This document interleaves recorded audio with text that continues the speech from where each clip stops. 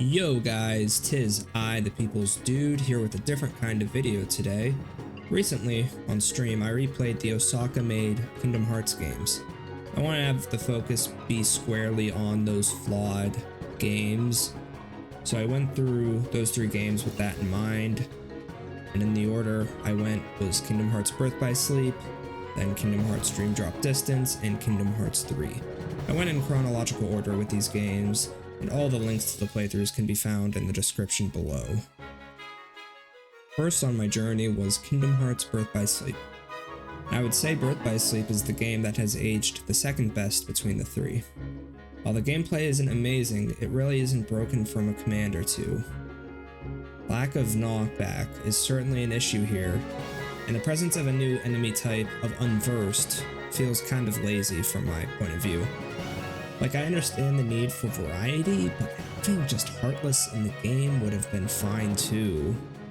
Of course, it's explained that the Unversed are connected to Vanitas, which is fine, but it still feels lazy to me.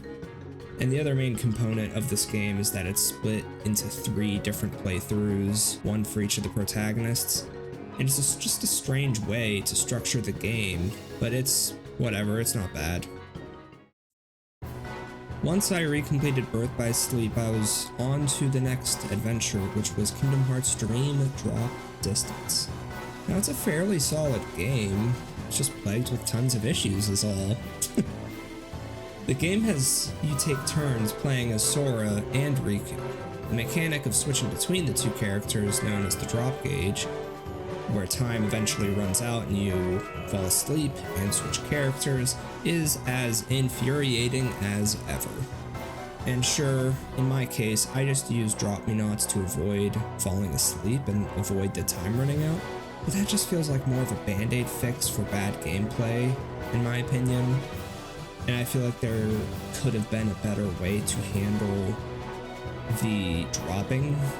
And while this issue is pretty excusable, how badly the game gets broken after Tron's World is nutty.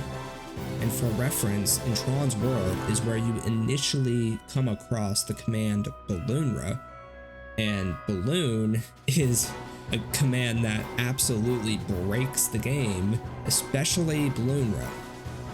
They are basically heat-sinking balloons that go after any opponent you're after.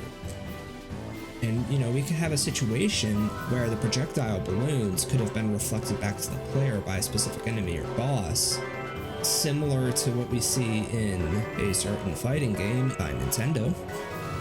And speaking of the enemies in this game, I hate to be a dead horse with this. While the Dream Eaters as party members is a neat gimmick, it just feels derivative of a certain Pocket Monsters game by Nintendo. And while the story definitely overcomplicated things, I can look past that with where it leads. After recompleting Kingdom Hearts Dream Drop Distance and Birth by Sleep, I started a modded playthrough of Kingdom Hearts 3. I decided to jump in head first into the modding scene for KH3, this time because of how easy and impressive these mods have become. I did mess up one of them that incorporates Remind DLC abilities throughout the game. I fixed that shortly before the end game. I'll include the links to the mods I used in the description as well, but something I noticed, especially around the mid-game, is that most of the Disney worlds fall under one of 2 categories. The first is worlds that adapt the source material, which would include Kingdom of Corona, Arendelle, and the Caribbean.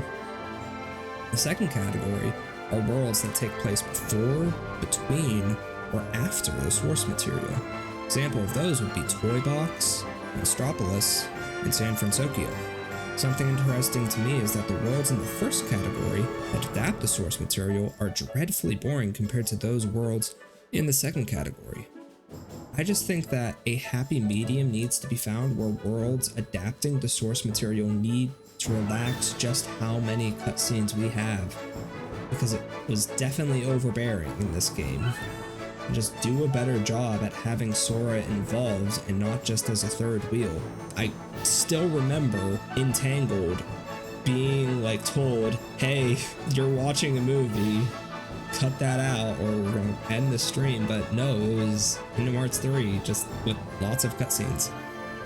But with that last bit of criticism, I can't help but admit that even with these mods, the game just isn't as good as KH2FM from a gameplay perspective.